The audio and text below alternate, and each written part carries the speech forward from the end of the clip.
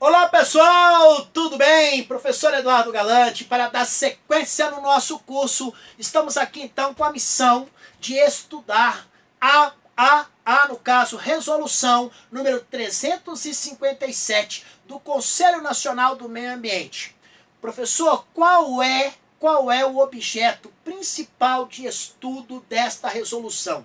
É a classificação da qualidade da água. Então nós vimos aqui, eu e você, nós vimos a classificação da água doce, da água salobra, da água salina. Nós vimos tudo isso. Sabemos agora classificar, vimos quais são os seus respectivos usos, não é isso? Pode ter certeza que a gente então estará pronto para a nossa prova.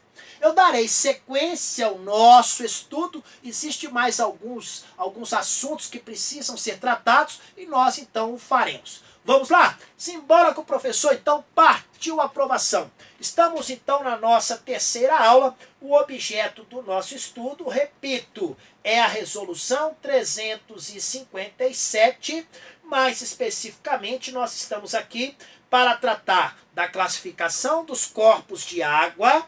Então, classificação dos corpos de água. Além disso, nós vamos também falar sobre as condições e padrões de lançamentos de efluentes, além do seu enquadramento. Esse é o nosso principal motivo de estarmos aqui. Dando sequência no nosso curso, então, chegou um momento onde eu quero focar com você as condições e também quero falar sobre os padrões de qualidade das águas. Então agora nós vamos tratar mais especificamente sobre os padrões de qualidade. Então nos nossos primeiros encontros nós falamos mais sobre classificação, não é isso? Nós falamos então, primeiro eu identifiquei para você que nós temos águas doce até 5%, né, no caso de salinidade, aí de 5 a 30 são as águas salobras, então a quantidade de sal, e após 30 aí já é a água salgada, não é isso? Nós falamos. Depois eu falei com você sobre os 13 padrões de qualidade que as nossas águas possuem. E aí eu trouxe cada um deles para você. Falei da água doce, não é isso? Depois falei da água salobra, depois falei da água salina, falei o uso de cada um deles, desses padrões. Pois é, agora chegou o momento de avançarmos um pouco mais. Vamos falar das condições, vamos falar dos padrões de qualidade das águas. Gente, primeira coisa que eu preciso saber. Eu quero estabelecer aqui agora para você uma informação a respeito do conjunto de parâmetros de qualidade da água. Então, nesse caso, o que eu preciso estabelecer aqui? Esse conjunto de parâmetros, então, de qualidade da água, gente, a ideia de se ter esse parâmetro, ou seja, eu tenho ali um patamar, eu tenho um ponto de partida para, no caso, estabelecer qualquer tipo de comparação, eu tenho um parâmetro. Então, esse conjunto de parâmetros da qualidade da água, ele, então, é destinado a subsidiar a proposta de enquadramento. No caso, nós já sabemos que isso, inclusive, deve ser monitorado constantemente pelo poder público. Professor, não entendi. Vou dar um exemplo para você. Vamos pegar o Lago Paranoá, no Distrito Federal, em Brasília. Tá, então o Lago Paranoá, hoje, ele é vamos colocar assim, um corpo d'água enquadrado como água doce classe 1. Classe 1. Beleza. Por quê? Se eu pegar a água do Paranoá e comparar com aquele conjunto de parâmetros que eu tenho, eu vou ver que esta água, ela não atende os requisitos para ser classificado como classe especial, mas atende para requisito classe 1.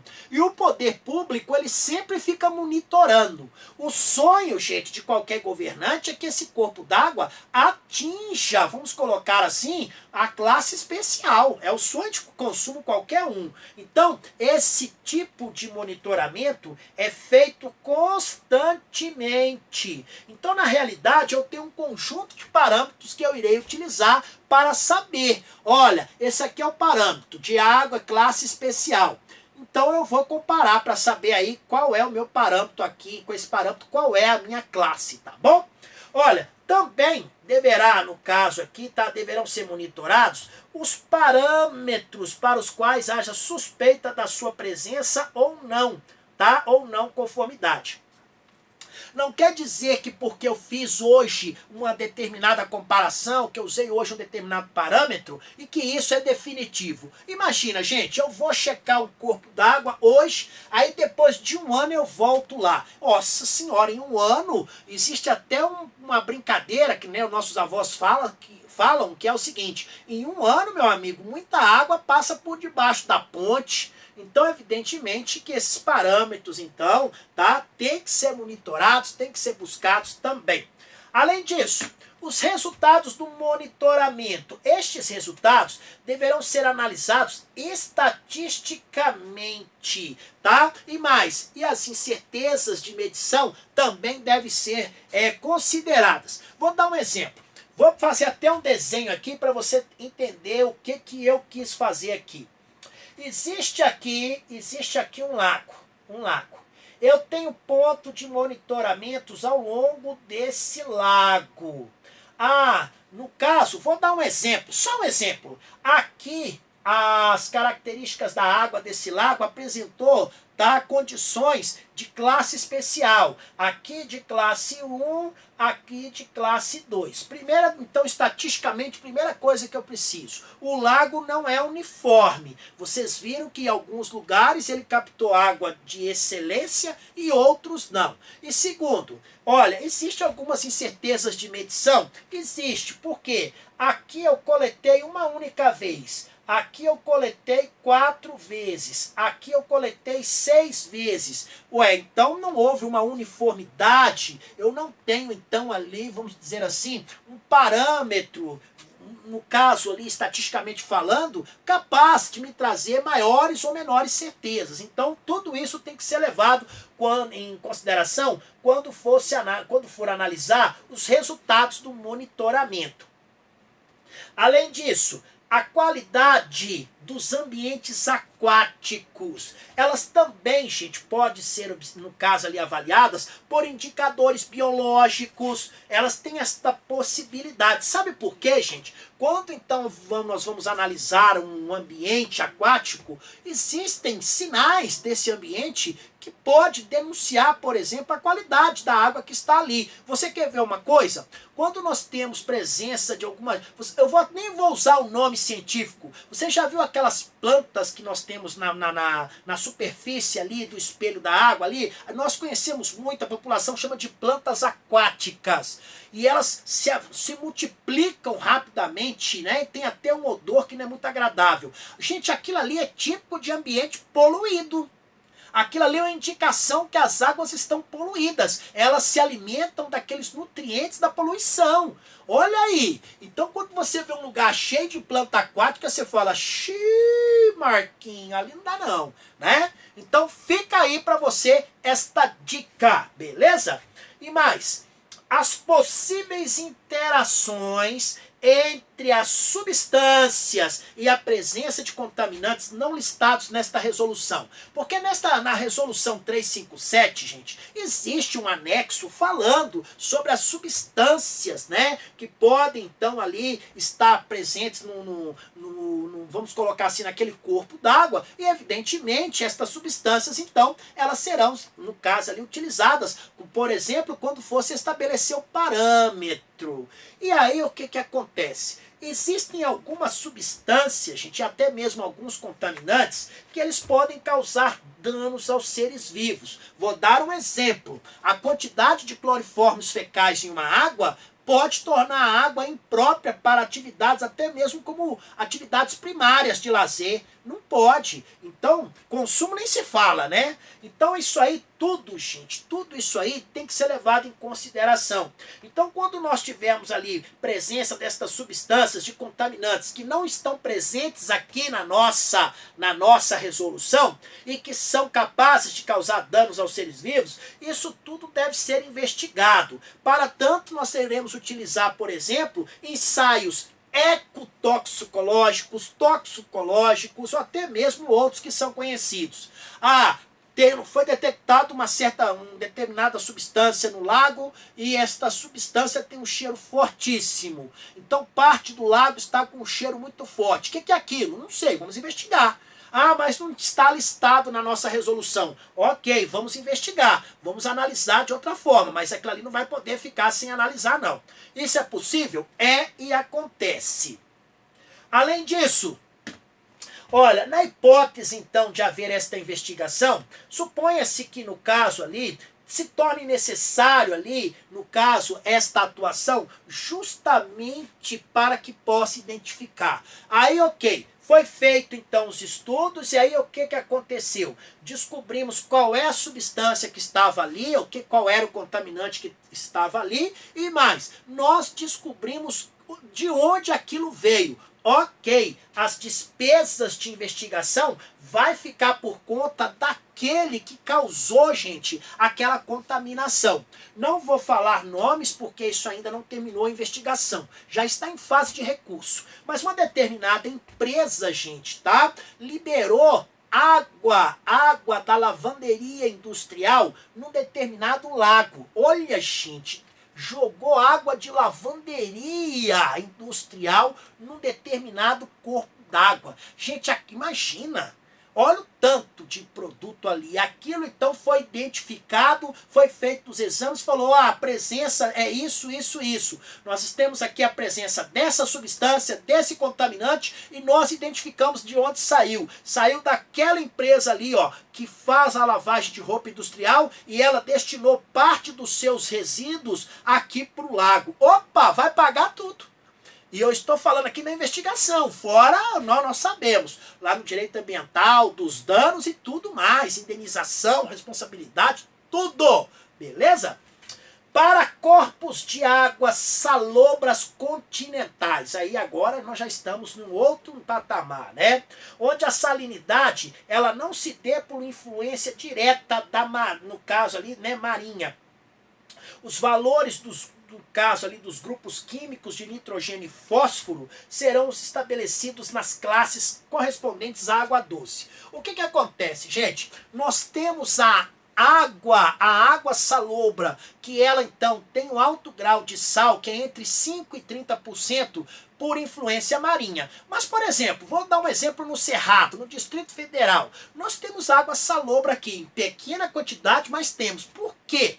Nós temos uma riqueza de minerais muito grande no solo do nosso cerrado. E acaba, então, que algumas águas possuem uma quantidade de sal considerável. Não por influência marinha, mesmo porque, se você não sabe, o cerrado há muitos milhões de anos já foi mar. Aqui já foi mar, gente. E aí o que acontece? Estas águas ali, elas possuem também um pouco de sal, não por influência marinha, mas por influência, por exemplo, do nosso próprio solo, do solo onde elas se encontram. Então, neste caso, os valores dos grupos químicos ali de nitrogênio e fósforo serão estabelecidos nas mesmas classes correspondentes da água doce, e isso para facilitar o parâmetro, tá bom? A análise e a avaliação dos valores dos parâmetros de qualidade da água serão realizadas por quem? Pelo poder público. O poder público pode utilizar o seu próprio laboratório? Pode. No DF nós temos? Temos. No DF nós temos um laboratório capaz de fazer isso. Mas eu posso também, o poder público pode utilizar vamos colocar assim, um laboratório conveniado, contratado, e nesse caso, evidentemente, a ideia é que se adote procedimentos, então, de controle de qualidade necessários ali para que se possa atender naquelas, então, condições exigíveis. Então, não podemos colocar que a análise e a avaliação podem sim ser realizadas pelo próprio Estado. Aqui no Distrito Federal, vou falar do Distrito Federal, aqui nós temos, viu? Nós temos aqui um laboratório capaz de fazer isso. Além disso, os laboratórios dos órgãos competentes, eles deverão estar estruturados para atender esta demanda. Mais uma vez eu falo, aqui no DF é tranquilo isso. Nos casos onde a metodologia analítica disponível for insuficiente para quantificar as concentrações destas substâncias nas águas, então vamos supor aqui, gente, tá? Que as metodologias utilizadas pelos laboratórios não têm a capacidade para determinar a quantidade de substâncias ali nas águas. Neste caso, tá? Olha só que interessante. Os sedimentos ou a biótica aquática poderão ser investigados quanto à presença eventual destas substâncias. Então, são caminhos que são utilizados na parametração, ou seja, como é que eu poderei então estabelecer parâmetros? Ah, ok, eu não tenho condições ali de fazer analiticamente analisar a presença ou não daquela substância. O que é que eu faço? Eu uso sedimentos. Então eu vou falar aqui sem qualquer respaldo aí, vamos colocar científico. Eu peguei uma determinada quantidade de água, tá aqui. Essa água aqui, eu não tenho condições de saber se a presença da substância aqui está ou não no quantitativo que eu necessito saber. O que é que eu faço? Eu pego um pouquinho do sedimento lá daquele local da onde eu tirei essa água. Eu pego uma planta lá da onde eu tirei esta água e vou examinar a planta. Vou examinar os sedimentos ali para eu saber se ali tem aquela substância que eu estou procurando e qual é a sua concentração. É possível fazer isso? É possível. Por que não? Os valores máximos estabelecidos para parâmetros realizados em cada uma das classes de enquadramento deverão ser obedecidos nas condições de vazão da referência. Então existe uma proporcionalidade, né, gente? Existe uma proporcionalidade. Como eu disse a vocês, às vezes, um mesmo corpo de água, a depender do seu posicionamento, ele pode oferecer ali uma ou outra condição e, evidentemente, isso tudo tem que ser levado em consideração. Então, nós temos que levar em consideração, por exemplo, qual é a condição da vazão. Então, por exemplo, vou pegar o Paranoá. Qual é a vazão do Paranoá? Qual é, então? Lá no seu ponto de saída, lá no seu exutório, que fica lá na barragem do Paranoá. Eu tenho que saber qual é a vazão para eu ter, então, ali uma média, fazer ali, como vamos colocar assim, eu vou analisar o contexto do que está, então, do que sai, do que eu tenho, das substâncias que eu possuo, tudo isso é levado em consideração. São cálculos e cálculos, né? É claro que aqui não é o momento, eu não vou aprofundar, porque não é um curso de especialização, mas evidentemente requer um cuidado necessário quando for falar. Além disso, os limites da demanda bioquímica de oxigênio, DBO. Se aparecer na nossa prova DBO, então saiba que eu estou falando de demanda bioquímica de oxigênio. Então, no caso, tá? Esses limites aí, estabelecidos para as águas doces de classe 2 e 3, poderão ser elevados caso o estudo da capacidade de autodepuração do corpo receptor demonstre as condições mínimas de oxigênio dissolvido. Então, existe esta possibilidade? Existe. Como que isso cairia na prova, professor? Poderia cair assim. É possível, então, ali, elevar os limites da demanda bioquímica de oxigênio nas águas doces de classe 2 e 3. É possível? É possível.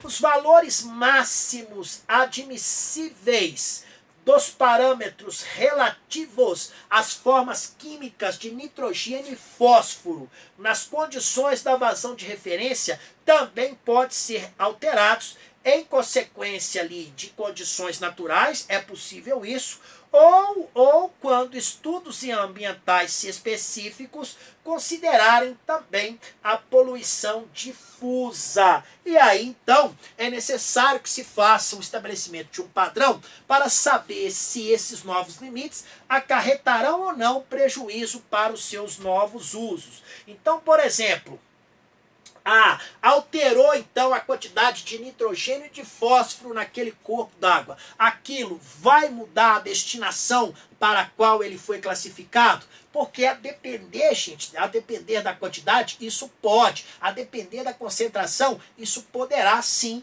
alterar a sua destinação. Além disso, para águas doces, tá, de classe 1 e 2, quando o nitrogênio for fator limitante para eutrofização, nas condições estabelecidas pelo órgão ambiental, o valor do nitrogênio total não deverá ultrapassar 1,27 miligrama por litro em ambientes lênticos, ou seja, ambientes onde a água é praticamente parada, e 2,18 miligramas por litro em ambientes onde as águas têm uma velocidade de escoamento considerável. E aí vocês acreditam que isso esteve numa prova? A banca perguntou. Então, para águas doces classe 1 e 2, então, para águas doces classe 1 e 2. Pronto. Quando o nitrogênio, então, for fator limitante para eutrofização, nesse caso, o valor do nitrogênio total, ele não pode ultrapassar quanto? Então, vamos colocar aqui. Quando o nitrogênio não for fator limitante para eutrofização, então o valor total do nitrogênio não vai ultrapassar 1,27 miligrama por litro em ambientes lênticos, aquele ambiente então onde a água é parada, e 2,18 para ambientes lóticos. São aqueles então em que a velocidade de escoamento é maior, existe uma velocidade de movimentação maior, tá bom? E mais, tudo isso que nós acabamos de falar não vai se aplicar às baías de águas salinas ou salobras, ou ainda em outros corpos d'água em que não seja aplicável a vazão de referência. Para estes locais, nós devemos ter, no caso ali, então, um estudo específico. Foi por isso mesmo que nós estabelecemos aqui. Isso serve para as águas de classe 1 e 2, tá bom? Não esqueçam disso. O poder público, ele poderá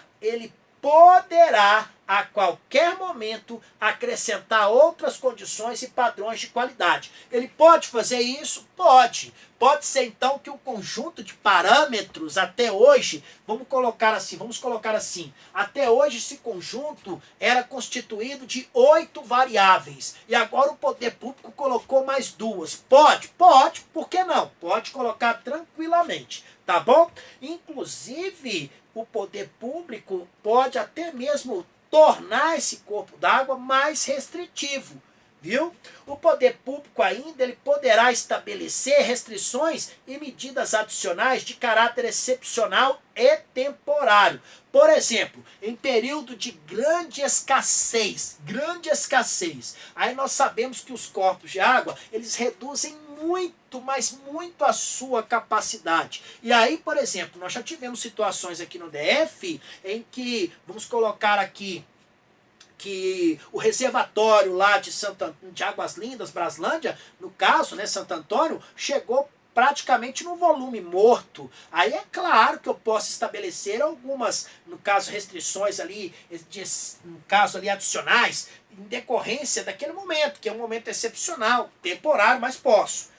Olha, nas águas de classe especial, deverão ser mantidas as condições naturais do corpo de água. Olha, gente, para um corpo de água ser enquadrado como classe especial, vou falar uma coisa para vocês, viu? É aqui, eu até uso uma expressão, e essa aula eu até peço desculpa para vocês, vocês devem ter percebido, eu utilizo até muito a linguagem informal, mas é para tornar a aula mais didática, mais tranquila, mais acessível. Não quer dizer que nós tivemos perda de qualidade, viu? Não.